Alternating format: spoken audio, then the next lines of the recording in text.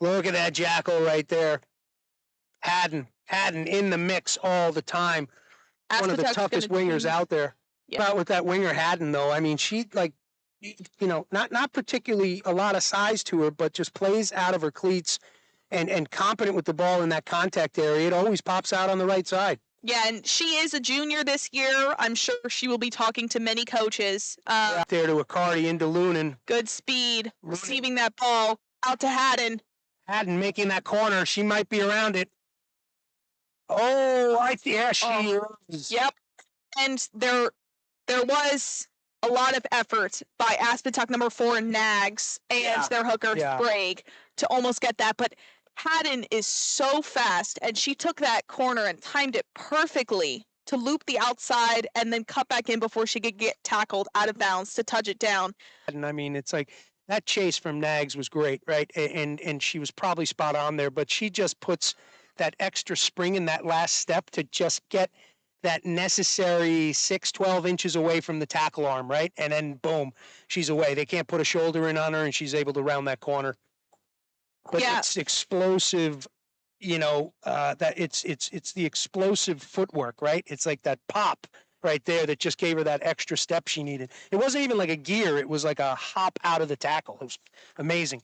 Was a little bit of an overload for Downingtown on that side down there. Doylestown defender Sydney Haddon realized that and kicked the ball out of bounds to end play over there, which means Downingtown still has possession, but she just saved herself from a 3v1 breakaway situation. So that was a smart heads-up play by her. We've mentioned her multiple times. She is recruitable this year, a junior, and I'm sure she's caught the attention of multiple college coaches here today. I agree. They're going to send it out. Sydney Haddon has the ball on the edge. She's going to swing wide. And honestly, that's what Downingtown should have expected. Sydney Haddon loves to go to that edge, and she is good at cutting out and then cutting back in. She chose not to cut back in on that one. I think she could have gotten a little bit closer to the center of the field to make the kick a little bit easier for Nola Flynn. But that's going to notch 5 more points on Doylestown score, setting them at 19-3 right now. Yeah, but you look out here and you see Haddon in the foreground, like she's making sure that that space is covered. She's not calling for support on this side, though. She thinks she can take... I think she can. Well, she is outmatched, but honestly, I would agree. Yeah, she just made the hand gesture looking for a little support there. It's filled in by your number 22. That's going to be final for the EGRL championships. Our new champion this year is the Doylestown Dragons, beating Downingtown 33-8 to clinch that first place title for support always.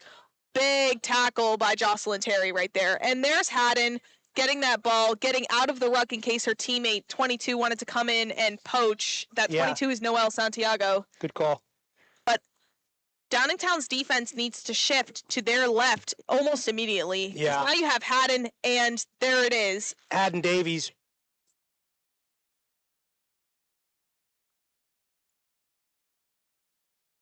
And now it is time to crown our Doylestown girls EGRL champions. How about the Pennsylvania State champions? What a season they've had. What a season. What a season. How about the unofficial, unsolicited player of the match? Personal opinion, player of the match. For Doylestown. Tough one. It is. They have so many strong players who made such a difference on that team. I am going to say for Doylestown, I'm going to go with Sydney Haddon. Holy cow. I was thinking the same thing. Yeah, holy cow. I was thinking the same thing. Downingtown, Lily McGettigan is just a name that we cannot get enough of.